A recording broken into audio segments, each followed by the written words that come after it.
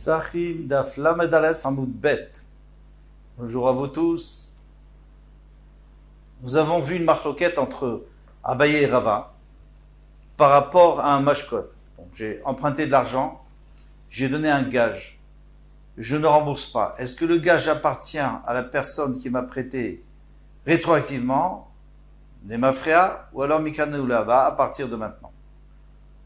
Alors ça pouvait faire une différence par rapport à un héritage et tout ce qu'on avait vu hier.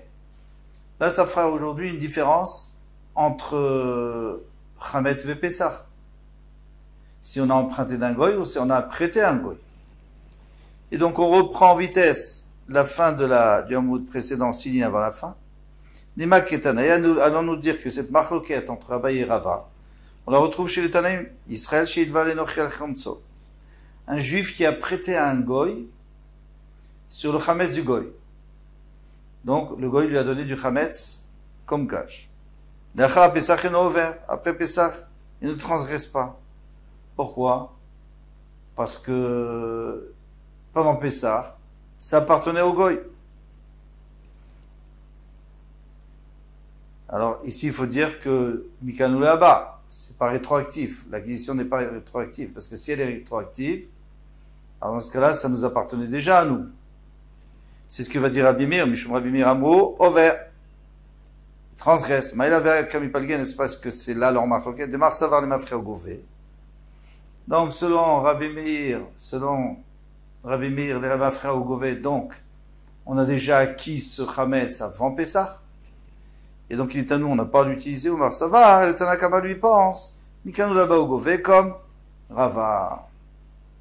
On m'a dit, mais non, ça ne peut pas fonctionner ton système, pourquoi Vétisbera, tu penses que vraiment que ça marche? Et Masefa vient voir la fin, Israël al Chomtso. Un goy qui a prêté à un juif sur le chametz du juif, maintenant. D'après tout le monde, il est ouvert. Il transgresse. Pourquoi il transgresse?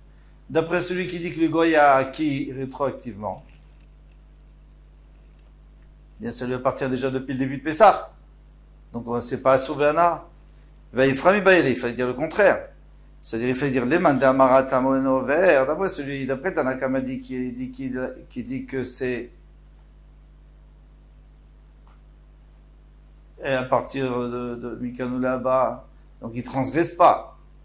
Parce que le juif n'acquiert pas du goy. Alors, ici aussi, le goy, au vert, le goy, alors, puisque le goy n'a pas acquis, c'est seulement Mikanu là-bas. Donc, je transgresse si j'utilise après Pessah. Demandez à Maratam ouvert, mais celui qui disait que là-bas c'était ouvert, c'était Rabbi Meir qui disait les mafréas, c'est-à-dire que rétroactivement le juif avait acquis, donc maintenant le goy aussi a acquis rétroactivement. Donc Achayer est ouvert dans notre cas, nous, il ne devrait pas transgresser. Tournons la page. Et là, ici dans quel cas s'agit-il qui gagne chez Rinu et Tzlo. On parle dans un cas très précis en vérité, on ne peut pas aller d'après Abaye, on va d'après Rava. Et on va d'après Rava qui dit que c'est Mekanou là-bas.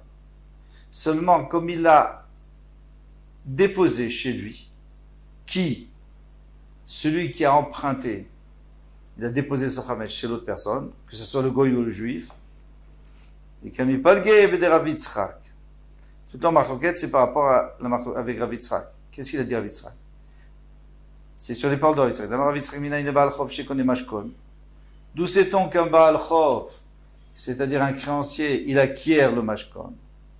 Il acquiert le gage qu'on a mis chez lui. Chez Neymar, comme il est dit,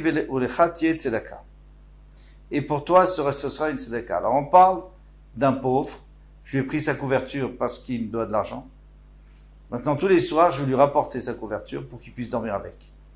Et ce sera pour moi de la tzedaka de lui avoir fait ça. Il me connaît mashkon, tzedaka minayin. Mais si le mashkon ne m'appartient pas, alors où est la tzedaka? On peut se poser la question, d'accord, c'est du chesed de lui rapporter tous les soirs. Bien sûr c'est du chesed. Oui, mais c'est pas de la tzedaka.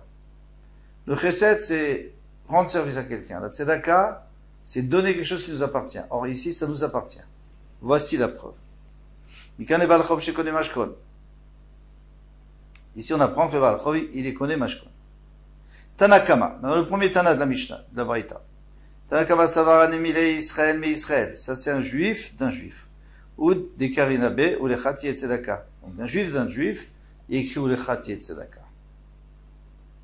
Donc, ça nous appartient depuis le début, rétroactivement, même d'après tout le monde. Aval Israël minochi lo kane. Mais lorsqu'il s'agit d'un juif qui a acquis qui a reçu du chametz comme gage, il n'est pas connu. C'est pour ça qu'il n'y a pas d'issour de manger, d'en profiter après Pessah. Rabbi Meir Savar Kalva Chomer. Rabbi Meir dit Kalva Chomer. Israël, mais Israël Kanesi, déjà, un juif, d'un autre juif, il peut acquérir le mashkon, il peut acquérir le gage. Israël, mais non philo kol sheken. N'est-ce pas que l'Israël va acquérir du goy?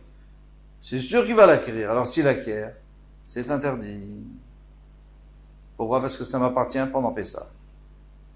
Aval nochish, il va. Alors il faut comprendre la fin de la Mishnah, de la Braïta, parce que le début, on l'avait déjà compris depuis le début, mais la fin, on comprenait pas pourquoi c'était pas exactement le contraire, puisque c'est le cas contraire.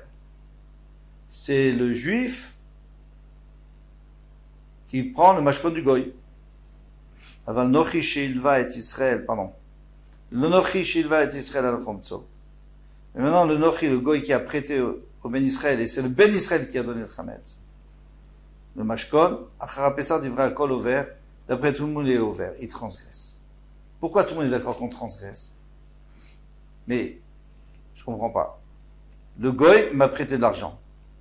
Et c'est mon chametz. D'accord? Mais comme je l'ai déposé chez lui, il l'a acquis. S'il l'a acquis, c'est son problème. C'est chametz du goy. Donc on a le droit d'utiliser après Pessah. Il dit non. Atam vadaï nochim Israël okane. C'est sûr que le goy, il n'a pas le pouvoir d'acquérir mon mashkor. Donc il est à moi et il a été ouvert Pessah et c'est pour ça que je peux pas utiliser. C'est pour ça qu'à la fin de la Braïta, on a dit que d'après tout le monde, il est assourd. Nan. Il y a une Mishnah qui dit Nochishi ilva et Israël, il faut dire et Israël al chomtso. Un goy qui a prêté un juif, et lui, le juif lui a donné, lui a déposé du chametz. Acha Pessah mutar be'ana. Après Pessah, on a le droit d'utiliser. Comment c'est possible? Mais c'était le chametz du juif. Ne inamiderinu etzlo. Même disons que je l'ai déposé chez lui, chez le goy, le chametz. Et à Amrad, pourtant tu as dit Nochim Israël okane, tu as dit que le goy n'acquiert pas d'Israël. Donc pendant Pessah, il m'appartient ce chametz, j'ai pas le droit d'utiliser après Pessah. Lokashia. Et c'est pas une question. Adamar le Me'arshav. Ça dépend s'il lui a dit, tu es connu depuis maintenant, tiens, je te donne mon chametz au goy, et ça y est, tu es connu tout de suite. Tu acquiers tout de suite. À ce moment-là, après Pessah, j'ai le droit de le manger. Hadelo amar le Me'arshav. Ici, il lui a pas dit Me'arshav. Donc, dans la Mishnah, où c'est Moutar, c'est parce qu'il lui a dit, depuis le début, tu l'as acquis. Dans la Braïta, où c'est Asso, c'est parce qu'il lui a pas dit, depuis le début, tu l'as acquis.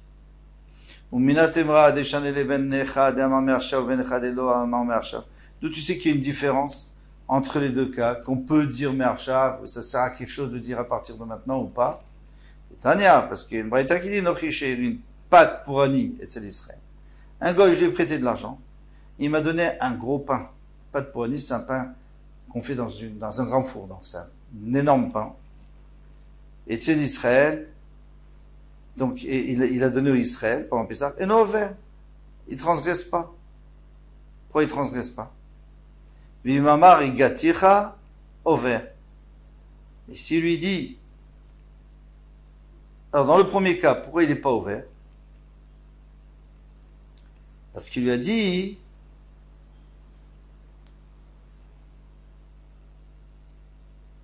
il veut pas acquérir. Vimamar igaticha. Mais si maintenant il lui a dit, attention, il est à toi, comme ça lui a dit le goy, il est à toi, il a dit Shelcha, Me'arshav, alors là, over, il transgresse. Donc on voit bien que quand il lui a dit, il lui a précisé que c'est Me'arshav, il transgresse. Quand il n'a pas précisé chez Me'arshav, alors il ne transgresse pas. Et vice versa quand c'est le juif qui a prêté, le goy qui a prêté au juif. Maïshna Recha, la Gemara demande quelle est la différence entre la Recha Maïshna Sefa et la lave. Shmamina, ce qu'on vient de dire, Shaner Echad Amar le Me'arshav, c'est différent quand il a dit depuis maintenant. L'Echad Amar le Me'arshav, Shmamina. Donc tu peux déduire d'ici. Et on termine avec ça. On a terminé avec ça. le problème de à qui appartient le chametz, qui est un gage, lorsque c'est le goy qui prête, lorsque c'est le juif qui prête. Ça dépend de tout, ça dépend d'Abaye et Rava, ils sont en marloquette en disant, il y en a un qui dit à partir de maintenant, il y en a un qui dit à partir d'avant, de rétroactivement. Et une autre marloquette maintenant entre les Tanaïm, c'est, même si on dit que c'est à partir toujours de maintenant, du moment où on ne paye pas, c'est là où il acquiert, mais s'il lui a donné, il lui a déposé chez lui, il lui a dit, tu peux acquérir depuis maintenant, alors voilà, il acquiert depuis maintenant. Il y a un magasin qui appartient à un juif, et tout ce qu'il y a dedans appartient à un juif. Ouais, une macolette qui appartient à un juif, avec aussi les productions à l'intérieur. Ou pas les nochim nichnasim les sham. Mais il y a des travailleurs goy. Chametz shen mitzah sham achar Pesach aso be'ana. On n'a pas le droit de profiter du chametz qui est après Pesach. Peut-être que ça appartient au goy? Non. Non, il n'y a pas de raison. C'est le magasin appartient à un juif, les boîtes de conserve, j'allais dire, les produits appartiennent à un juif, c'est certainement le juif. Mais ça veut dire, c'est pas peine de dire qu'on a le droit de les manger. Chanut shendochi. Maintenant, il y a une macolette d'un goy. Mlaï shendochi. Et ce qui est dedans appartient à un goy. Ou pas les Israël. Maintenant, les travailleurs, les ouvriers sont Israël. La civilisation, les chams, ils rentrent là-bas, ils sortent. Chametz shimtsa shamacha pisar mutar be'achil, on a le droit de le manger, ve'en sak lomar be'ana, c'est pas peine de dire be'ana, parce que chazaka, que ça appartient au goy. Alors, nafkamina, dans les magasins en France, où le patron c'est un juif, et le magasin appartient à un goy, ou le contraire. Le patron est un goy, et le magasin appartient à un juif. Alors là, il faut voir la marchandise, à qui elle appartient. À qui appartient la marchandise pendant Pessah? C'est extrêmement intéressant. Parce qu'on a des enseignes, par exemple Leclerc, on sait très bien que c'est pas un juif. Le problème, c'est à qui appartient les produits pendant Pessah. Est-ce qu'ils sont déjà dans leur magasin ou dans leur réserve? Alors il n'y a aucun problème. Mais s'ils l'ont acheté, alors il faut vérifier d'où ils ont acheté. Parce qu'il y a des grands commerçants qui sont juifs. Matnitin, on ne va pas rentrer dans les détails. Chametz shenafla alav mapolet. Du chametz, et dessus s'est effondré un mur, une maison. Areu qui me voit, c'est comme s'il était brûlé, comme si on s'était débarrassé. Il n'est pas chayab. Il n'y a pas baliray ou balimatse. Qu'est-ce qu'il y a? Il n'est pas trouvable, il n'est pas visible. Rabban Shimon Gamliel Omer, Rabbi Shimon Gamliel, il vient préciser les paroles du Tanakama. En fait, il discute pas contre lui, il vient dire Kol shen hakelev yachol echapes acharav. Tant que le chien ne peut pas chercher le pain, c'est-à-dire qu'il est suffisamment en profondeur, alors là, oui, je suis d'accord avec toi qu'il n'y a pas d'issour. Mais s'il peut facilement l'enlever, alors là, on n'a pas le droit. Parce que, pendant Pessah, on risque de le trouver. Amar Afriza Vetzaché Vatel Belibor Afriza, il dit, il faut aussi annuler dans son cœur. C'est-à-dire quoi dans son cœur? Normalement, il faut annuler avec la parole. Alors, certains mefarshim veulent dire que oui, il faut annuler avec la parole, la façon de parler dans le cœur, mais en fait, il faut être d'accord d'annuler, mais il faut aussi annuler avec la parole. D'autres disent que quand c'est entre nous et Hachem, alors, dans le cœur, ça suffit, Hachem sait ce qu'on veut. C'est une grande marloquette à poskim. Tana, kama chafishat akelev. Combien le chien, combien tu me dis le chien va le chercher? À combien il va le chercher de profondeur? Shoshat tfachim, 3 tfachim. Donc il faut que l'éboulement il fasse au moins 3 tfachim de haut. 30 cm. Amar le Ravacha bere de Rav Yosef le Ravashi. Had Amar Shmuel. Alors maintenant pourquoi il faut l'annuler dans son cœur? Juste au cas où il y a quelqu'un, on vient déblayer pendant Pessah. On risque de venir déblayer pour une raison X, on vient déblayer pour le danger ou pour reconstruire. Alors dans ce cas-là, il faut l'annuler comme ça, même s'il se découvre à ce moment-là, on sera prachaya.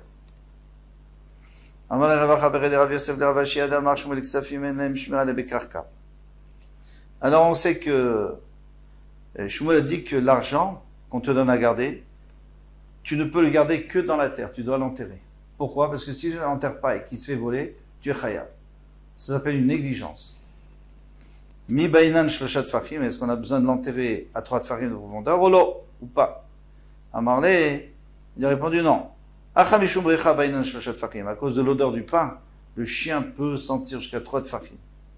Ata mishum irsouye mena là-bas où, là c'est juste pour recouvrir de l'œil. Velo bae shloshat, il n'y a pas besoin de 3. Vekama Amar Rafram bar papa, mais Sikra Rafram bar papa de la ville de Sikra, Tefar. À partir du moment où on l'enterre d'un Tefar, eh bien, il est bien caché. Mais attention, il ne faut pas laisser la marque du trou. Donc il faudra labourer toute la terre autour, parce que sinon, il va tout de suite trouver le voleur. Ou alors piétiner toute la terre, pour qu'elle soit dure. On peut s'arrêter là. Kol Touf.